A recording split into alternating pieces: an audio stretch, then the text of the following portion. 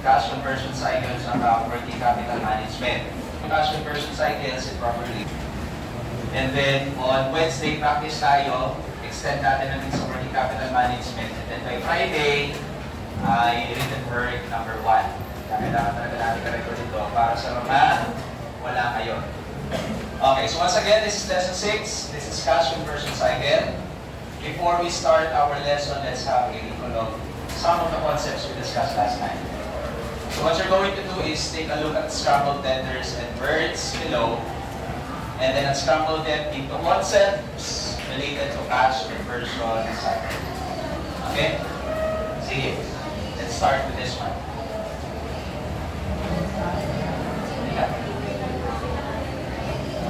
Capital working assets. I arrange those words into something related to what we have discussed last time. The limang words, rearrange na. That is, yes po. Okay, so this one is working capital assets.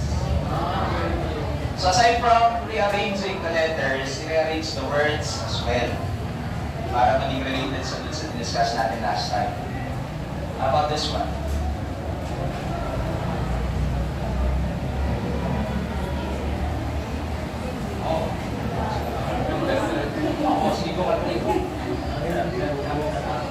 Okay, net capital assets. That is net capital assets. How about this one? Okay, so this one is inventory. That's correct. Fourth one.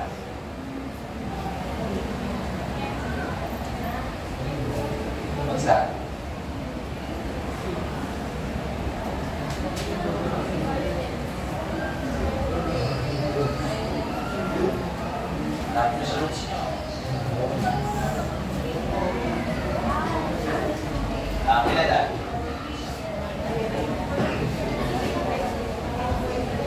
Invoice and receipts, that's correct. Okay, the fifth one.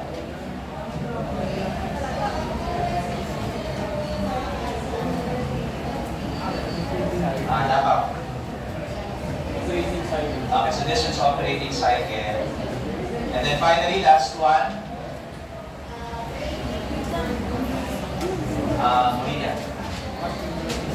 Okay, so this is cash conversion cycle. Okay, so these are some of the concepts na discuss natin last time. Okay, recall natin kung ano mga definition ng mga yan before we move on. Let's start with working capital assets. What is working capital assets? Aside sa puhunan siya, kasi capital siya, diba? Pero when we say working capital assets, it pertains to the available financial resources of a company needed to, needed to what? Needed for its daily operations or day-to-day operations. So, balik, puhunan pa rin naman ito, pero hindi gaya ng masalam natin na puhunan na ginagamit natin sa umpisa. Pag sinabing working capital assets, tuwing periodic or accounting period, meron dapat tayong working capital assets para sa day-to-day operations. So, ginagamit natin ito pambili ng mga materials, ng raw materials, no? Pati sa pag-deliver niya, utilities, kasama po yan sa working capital assets. How about net capital assets? Net capital assets pertains to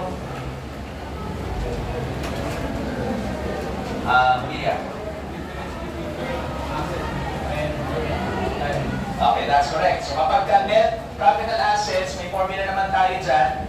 That is current assets minus current liabilities. Basically, galing din naman siya sa working capital assets, pero ibabawas natin yung mga payables. Yung mga kailangan bayaran ng business sa kanyang mga suppliers kung sakaling siya ay bumili siya ng supplies using credit. Kasi di ba either cash or credit. Pag sinabi namang inventory, This refers to the total value of all the raw materials, work in progress goods, and finished products that the company holds first. Okay, so alam na natin pagka-inventory, tatlong klase yan, diba? Ano yung tatlong yun? Raw materials, work in progress, and finished goods. So raw materials, work in progress, and finished goods. Kapag ka-inventory, total value. Ibig sabihin, magkano siya in peso. Kasi sa financial statement, we always have two kinds of inventory. One in units, the other one is in peso. Kapag ka-inventory, nagagamitin natin for computation ng CCC, total value, meaning yung kanyang equivalent in peso. How about invoices and receipts? Are they the same? They're not the same. Una, akala nyo pag sinabing invoice, resibo. Pag receipt, resibo pa rin. Pero magkaiba sila, di ba? Anong pinagkaiba din ng dalawa? Sa purpose na naman nyo, di ba? Yes, Pina. Okay, kapag daw invoice, ang nag-keep ng invoice ay sino? Si company or si business or si seller. Pero kapag receipt, sino ang nagtatago nito? Okay, si customer. Aside from that, what's the purpose of these two documents? Kamela?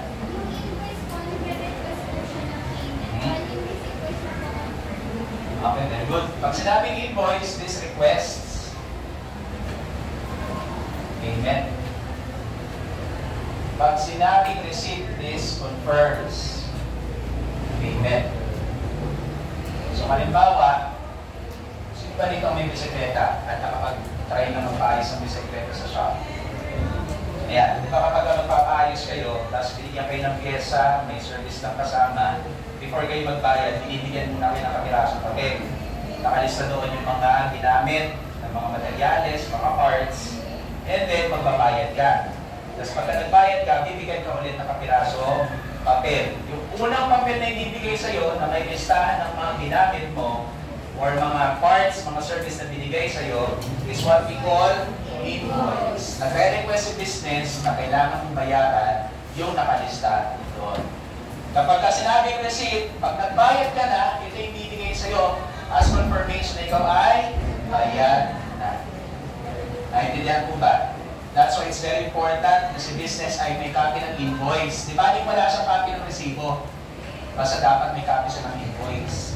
Kasi pag gagawa sa ng income statement, kailangan magbalanse yung nasa mga invoice doon sa lalabas ng income statement. Kaya alam mo may instances, di ba pa nag-practice kayo sa pattern 1 sa pattern 2 before, hindi nagbabalanse. Di ba? Di ba may accounting notes pa kayo? May notes pa yun eh, listahan ng mga expenses, debit credit. Kapag meron kayo nakaligtaan, same thing pag in reality kapag naging accountants na kayo. Pagka meron kayong nawalang invoice, hindi talaga mababalanse yan. Kaya ang ginagawa ng iba, sasabihin, sige kumari may kumari may resibo tayo ng ganito. Gumawa ka ng panibagong invoice, tapos sisingin mo dyan sa record natin para magbalanse siya. O kaya ang ginagawa, inaabunuhan na lang. Tama? You think that is a good practice? That is not a good practice, no? Walang integrity sa party, walang honesty. Kung sana kung sarili niya maapektuhan pati yung company. Alright? Anyway, klaro po ba ito? Difference between invoice and receipt? Yes. How about operating cycle? Yes, diba? Interest. Ulit na lang.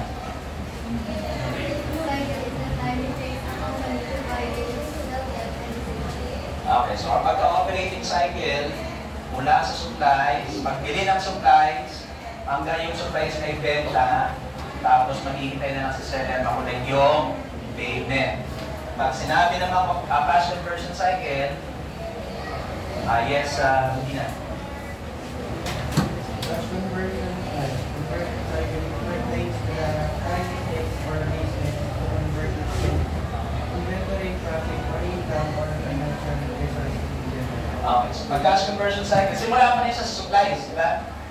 Pero aabot sa hanggang sa ma-convert yung supplies into profit or income. Pagkita natin yung cycle. Simula sa pinakataas na katawan, company. Tapos, bibili na yes, sinundas ka na. Tapos, okay, resources and supplies. And then sa supplies, i-convert into okay, inventory. Laging tatlong klase ng inventory. Ano yung mga yun? Wait lang, may nakalala. Work in progress. Tapos, finished goods. Pagka may inventory na, ano sa mangyayari? Sell. Finish goods. Benta na siyempre yung finished goods. Alam mo, benta ka ng raw materials. Ha? Pagkatapos niyan, okay, receive payment from customers. Receive payment na nalagyan natin dito. Pag nagbabayad, ano yung mga options? Either magbayad kayo using cash or credit. Kapag cash, pagka-receive nyo ng product or service, bayad agad. Hindi nalagpas ng isang araw. Kaya mamaya, kapag puro cash ang transaction, ang CCC equal to 0 or 1. Pagka-credit naman, you have 3 options. Ano yung tatlong options? Installment. Yes, yes, Matinas. Isa, installment. Ano pa? Installment credit. Yes, Leon. Ha? Okay, revolving credit. Last one is? Okay, card or credit. Card. What's the difference between installment credit and revolving credit? In terms of regular payment, alin sa dalawa ang may regular payment? Yes, installment,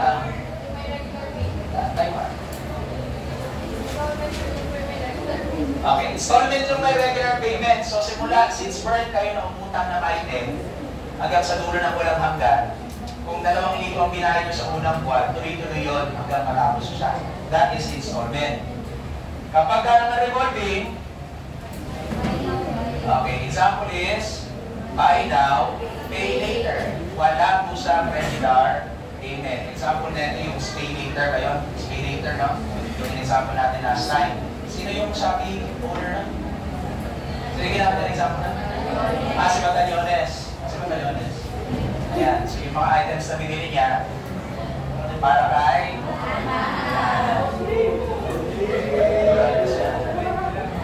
okay.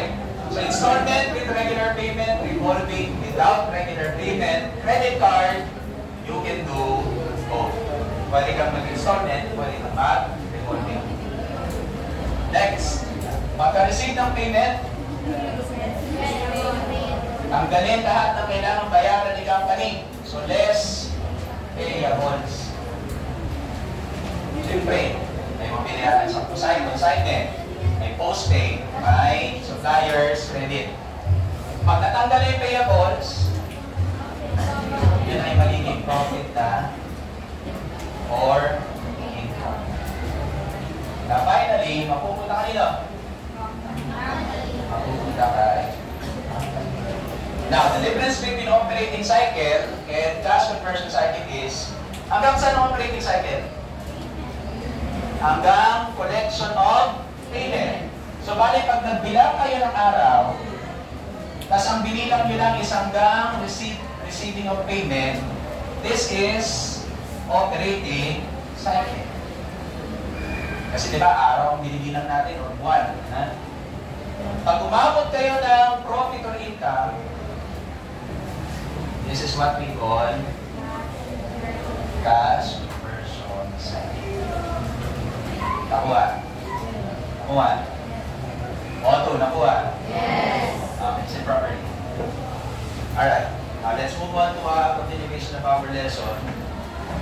Balikan lang natin yung checklists natin. Pakibasa po ng sabay-sabay learning competencies simula dito sa The Learners Explain. Go! Learners explain tools in managing cash, receivables, and inventory. So you must be able to explain tools in managing cash, receivables, and inventory. Okay. Now, before we move on, medyo may kakaiba naman sa ginagawa nyo. Yung parents mo aking gising ngayon, ano? Baka kasi parang yung mga, parang hiwalay ni Carlo sa katawan niya. Alright, so I want you to rate your understanding by drawing any of these four. Sa notebook nyo lang naman, kahit piso lang ang pampakan nyo para naman kung perfectionist kayo, bilog na bilog. So dodrawing nyo lang po yan kahit alin dyan. Yung naka-shades, ang attitude nyo, ibig sabihin, I already know it and I'm confident about it. Kapag kayo medyo zoom, attitude nyo is, I might have an idea and I'm excited to learn more. Ito naman, I am not sure but I am curious about it. And then yung nahihilo, nakikita nyo, kanya kayo ng Friday. I don't know it and I bet it's difficult. So this is just a way for me to know kung anong attitude towards what we're going to discuss today. Anong mga concepts, anong mga basis. Ayan. So ito kasi pag-usapan natin ngayong araw, itong anim na ito. So mag-drawing kayo ng tiniisa sa anim na yan, base sa kung anong attitude. Okay? I'm going to give you 3 minutes. Huwag nyo lang perfect, huwag nyo lagyan ng buhok. So baka kami makita pa yung buhok dyan. Ano lang? Yan lang. Okay, 3 minutes.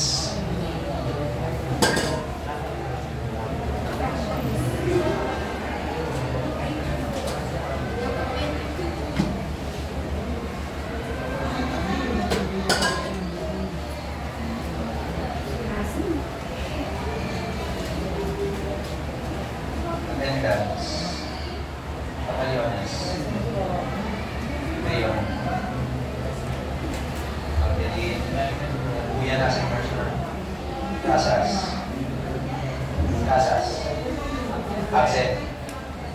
Yung kampo. Pato. Ustino. Navar. Absent person. Absent. Tapos, Dina, Ashley, Dina, Man, Pedro, Diana, Teras. Present. Sabile. Absent. Last time version. Person pa rin siya? Sino ba batch niya? Ilang beso ba sa person? Hindi. 3 po kami yung Ito ang absent niya. Bakit? birthday na lumaban niya.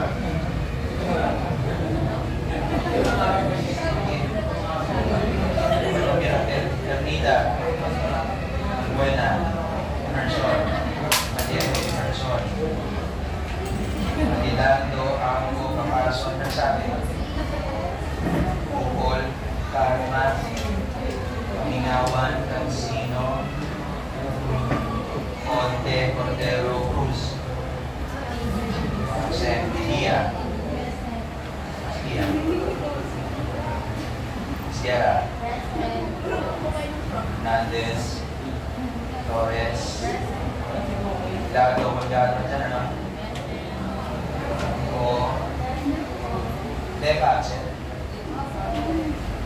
Libres, Magno, Manana, Baranyan, Martinez, Mina, Ricard, Paco, Paolo, Deralda, Inet. Bali, ang nasa immersion, Kabuyan, Sabibe, Manuela Vallejo, Absent, Casa, Sulabar, Rose, and Deca. Awesome.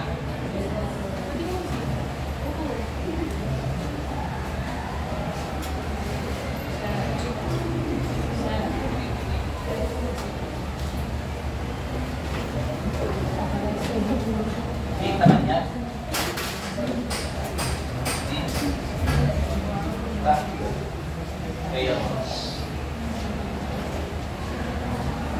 Awesome.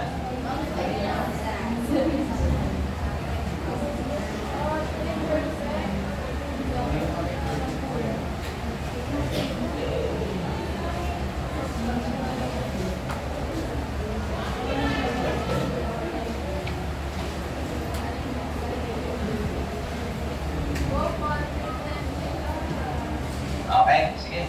natin? Alright, so anim ito, no? Tingnan muna natin kung sino ang naka-anim na confident na papalayasin na natin. Sino ang anim ang sagot dito? I mean, anim na naka-shade. Wala. Ang meron si Ashley, hindi na. Napakalakas naman niya. Seryoso na? Palita tayo. The first time, gising ka talaga. Okay. 5. 5 naka-shades. 4. 3. 2. Isa wala. O, dito tayo. Baka magkakasakali ito meron. Yung excited. May 6 na excited. Wala. 5. 4. 3. At least meron. Ano sa lagot ito? Puro hilo. Ang attitude niyo lang yan. Nasa mindset niyo yan. Pagka nasa mindset niyo, mahirap. Di mamaya, mahirapan talaga kayo. Mindset lang yan. Masabi ko wala namang tama o mali. Diba? Ang purpose ito is mag-set kayo ng sarili niyo mindset. So, although ito yung nasa papel niyo, isipin niyo ready kayo. Excited kayo. Wala kayo notes yung sinigitin kayo. Magpipinance talaga kayo. So, kaya siya nakita ko messenger noon, sabi niya magpipinance na raw siya sa college. So, siya. Anyway. Okay. Sino ang naka-excited dito? Sa una? Excited. Extract from a financial statement, the accounting entries, forecast, conversion cycle. Kahit yan man lang, no? Kasi bread and butter niyan as ATM students, marunong dapat kayo mag-identify ng parts or ng accounting entries for different interpretations. No? Meron tayong iba't ibang klase ng financial statement, dapat kung para saan yung ganyan. Okay? How about computation of cash conversion cycle? Yan, hindi ka natin nagagawa yan. Pero I hope na-atis nyo hanggang dito. Okay? Sige. Anyway, let's move on to this one. Taking a look at financial statements. So I have here a link. So this is from Jollibee Foods Corporation. We're just going to see kung ano yung itsura ng kanilang financial statement, specifically statement of financial position. By the way, what is statement financial position commonly known as? It's balance sheet. Sinabi kong statement of financial position, balance sheet. Comprehensive income, income statement. Typically, dalawa lang naman pinagsasama natin. But before that, since may link, paalala, kasi nauuso po ngayon, maging maingat po. Be responsible ICT and internet user. Always click. Talaga. Always think before you click. Lalo sa mga messaging apps ngayon, ang dami-dami sinasend ng kung ano-ano. Mamali lang kayo ng isip or maging papaya na kayo sa pag-iisip, diretso pindot, baka ma-access ang inyong mga account. Okay? Let's have this one. Tingnan natin kung pala. May kaso walang internet.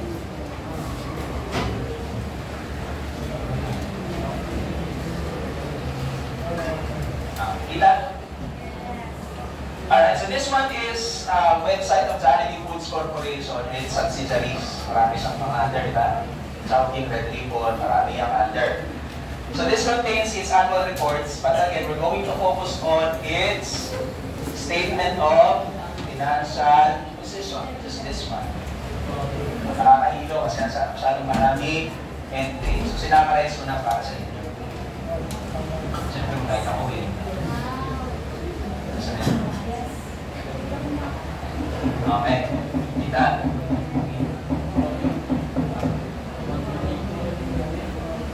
Yan yung pinakamalaki. Makikita nyo ng po yan. So this one is a statement of financial position of Jollibee Foods Corporation. Again, and its subsidiaries as of December 31, 2023. Wala pa po yung 2024 kasi typically nire-release nila yan so in second quarter of the following year. So 2025, first quarter pa lang, March pa lang, di ba? We're expecting na by April to July, ma-release na yung last year. And anyway, take a look at these entries. Familiar na kayo dyan, ha? And tell me, alin dito ang kailangan para sa daily operations?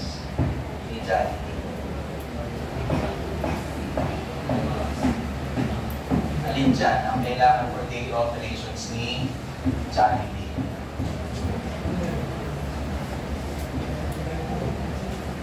Kadri? Ano? Okay, current assets. Binuna, no? Current assets. That's correct. Pero let's focus on specifically, kung i-rank natin based on importance, no? Alin dito ang mauna pag daily operations? Siyempre, inventory. Kasama dyan yung mga burger, dyan tayong fried chicken, diba? Yung mga lalagyan, kasama po yan dyan. Eh kung walang inventory yan, kung hindi nyo papansinin yan, ano yung inventory ni Jollibee? Wala, laruan. Pura. Maski nga Happy Meal, diba? May food din yung nakasama eh. Aside from that, lahat tayo din nandun na, binanggit na ni Calculate yan. For current liabilities naman, we need this one, trades payables. Ano ba ibig sabihin ng trades payables? Sa accounting notes, anong entry niyan? Trades payables refers to the value of supplies. Trades payables. Mga babayaran ni business kanino? Kay supplier. Yung mga utang niya. Halimbawa, sa example sa Peras. O, total, naglilinis siya ng tenga mo. Baka sa Peras ay may supplier siya ng mga cotton buds. Dinilipiran siya ng 10 box ng cotton buds. Ng 10 box ng cotton. Tapos ang agreement nila ng supplier niya is, babayaran mo to pag ikaw ay may benta na. O, kung magkano man yung value ng 10 box na kung ano-ano, yun ay papasok sa trades payables. Yun po yung babayaran niya, supplier niya. Nakuha? Pag nabayaran niya na yun, wala nang papasok dito sa trades payables. Pwede nang tanggalin yan sa financial statement. Okay? Anyway, yun po yung kailangan sa kapag mag-daily operations kayo. Current assets, inventories, trades payables. Siyempre kami papasweldo nyo sa mga empleyado nyo, renta, utilities, gas, kuryente, tubig. Yun po ay para sa daily operations. Nakuha? Nakuha? Okay. So far, so good? Malaman ba? Sabi, yung salita nyo laban, ang yung tono nyo parang ayaw na laban. Okay. Okay. Balikan natin to. Ayan, so nabanggit na natin ito kanina, no? So we have working capital assets, net capital assets, inventory, operating cycle. Naka-highlight na po dyan yung mga kailangan yung malaman. Kapag sinabi natin working capital assets, all of its resources available for day-to-day operations. Pagka net capital assets, ang formula ay anong formula ng net capital assets? Current assets minus current liabilities. I-minus nyo lang yung kailangan yung bayaran mula dun sa kanyang assets. Pag-inventory, yung tatlo. Pero value nun. Value ng raw material, ng work in progress, ng finished product. Operating cycle, this one. Cash. Conversion cycle, itong buo. Ang nagiging sagot natin pag nagko-compute tayo ng OC at CCC, dapat ang sagot natin ay in terms of hindi pa natin na-discuss talaga ito. Okay. Sige. Pakinote po, pag magko-compute ng OC sa CCC, dapat ang sagot ay naka-days. Okay? At tatlo po ang components na kailangan sa pag-compute ng CCC. Ano po yung tatlong yun? Ito napakita natin the last time. Yung may DIO, ano yun? DIO, DSO, saka DPO. Dito tayo naputol. Alright. How did we define days inventory outstanding? Pertains to the average. Please raise your hand if you know the answer. Fernandez. Days inventory outstanding is the average number of days on how many days outstanding. Okay. So kung ilan man or gaano katagal ang inububo ng isang business para maubos ang kanyang inventory. Halimbawa, si Si Rion. Si Rion ay nagtitinda ng, kung sumitinda, yung ligat. Hotdog? What? May paano yung masyadong kailangan kinabukas ubus ka agad? Hindi medyo tatagal. Ha? Pagkain ito. School supplies. Yan mga school supplies. Halimbawa, meron siyang biniling school supplies na ibibenta niya worth 20,000 pesos. Tapos, yun ay naubos niya after 30 days. Na-ibenta niya, ibig sabihin.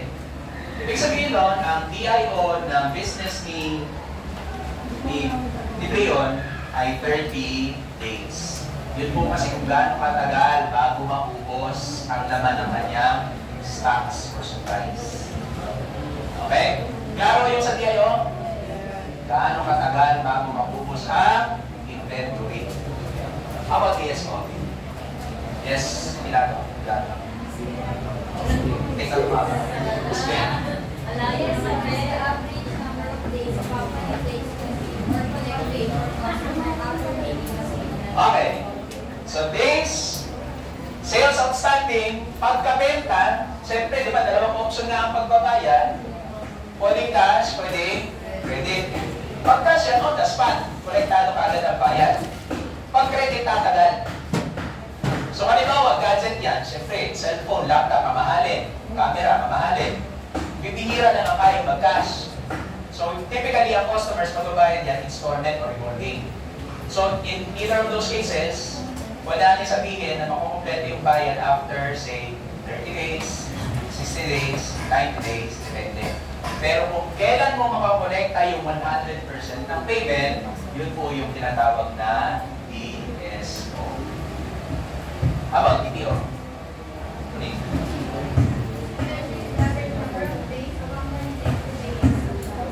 Okay.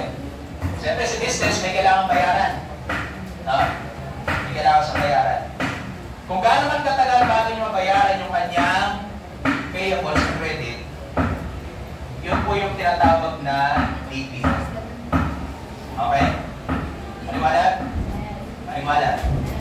Focus na kayo dito ha. Masyado pa kang ganyan. Baka mamaya, gaganda na sa labas. Okay. Ano pong formula? Formula tayo dyan, di ba? Okay, balikan natin.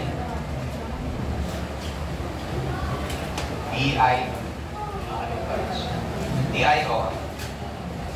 Sige, pakibalikan po yung notes. Ano po ang DIO?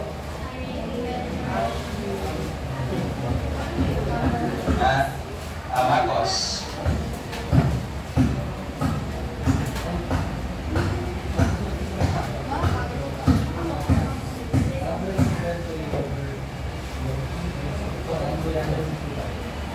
Average inventory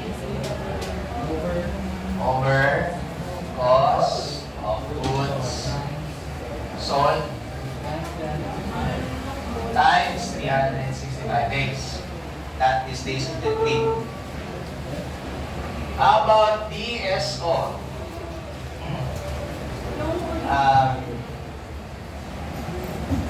Papo. Mikaela. Mikaela, di ba? Ikaw, sige, at Ira. DSO is the average number of days a company takes to receive or collect pay.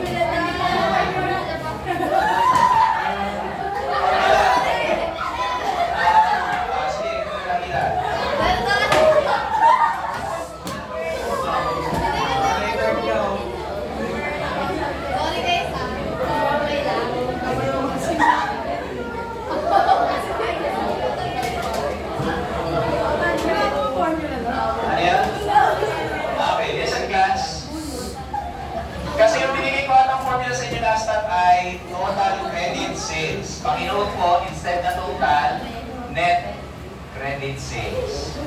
Ipapaliwanag ko mamaya kung bakit. Times 365. Thank you. Last TPO.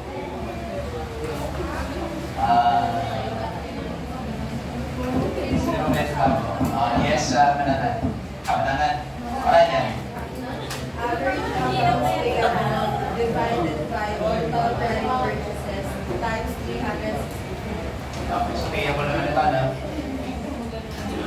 Tapos same thing, instead na total, pakipalitan po ng net. Net credit purchases times 365. Now, ang difference po ng total credit sales, makinig po na mabuti, is it properly? Magsulat, hindi ko hindi nagsusulat. Okay ka lang. Okay lang, sorry. Okay, so total credit sales versus net credit sales. Pag sinabing total credit sales, sum of all sales from credit. Galing ito sa customer, ha? Galing ito sa customer.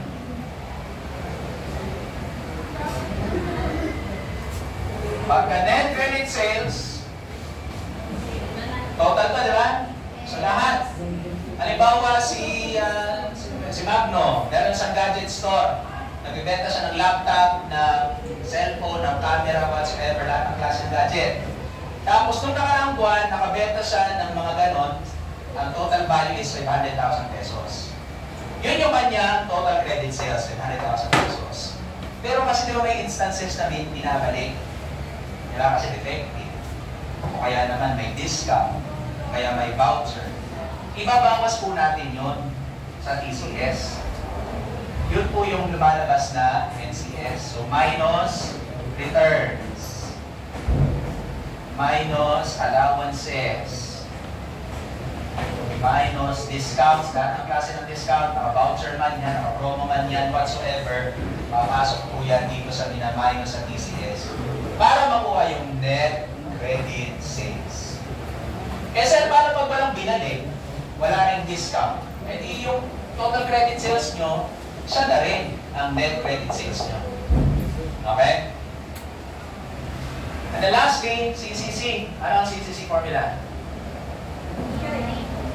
DIO plus DSO minus DP. Nuggets? Nuggets. Okay, simulan ang laban. Magsusolve na tayo.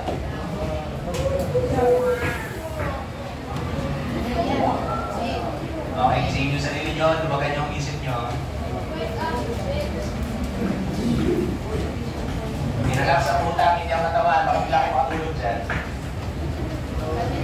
Kita nyo? Kita, pero hindi na mabasa. Sige, hindi ba kapila yun? Mabasa? Yes, sir. Okay. Pakibasa po ng sabay-sabay. Shown below, go.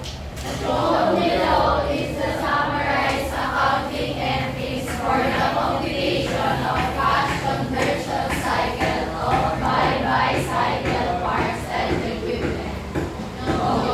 We are going to assume that these entries are to be paid in credit. Alright, so ito po yung summary sa accounting entries. In-extract na po natin mula sa mga financial statement para madali mag-compute. So makikita nyo po dyan, may inventory in units, may inventory in value. Ang gagamitin po natin sa pag-compute ng DIO, itong inventory value. Huwag niyo pong pansinin yan. Okay? We are going to assume that these entries are to be paid in credit. Lahat ito credit. So, bali sir, paano yung mga binayaran in cash? Hindi na po kasama dito. Kasi pag kasama dito yung binayaran in cash, ibig sabihin, mula sa supplies hanggang collection of profit or income, isang araw lang yun, or less. Makolect agad yung payment eh. Makukompute agad yung kita or tubo. Pero pag credit kasi, medyo matagal-tagal pa. Yun po yung solve natin. Okay. So, paano? May formula tayo, di ba? Balik ka na ba rin ba? Sure.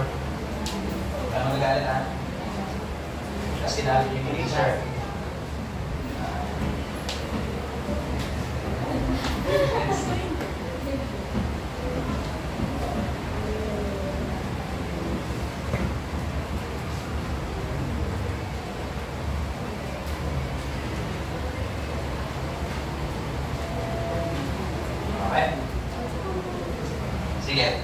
na solve natin?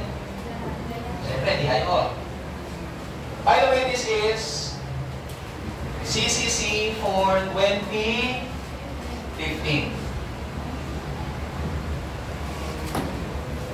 Okay. Kapag po ang ginakompute nyo na cash conversion cycle, meaning ang binibilang natin na araw ay para sa 2015, damay po sa gagamitin natin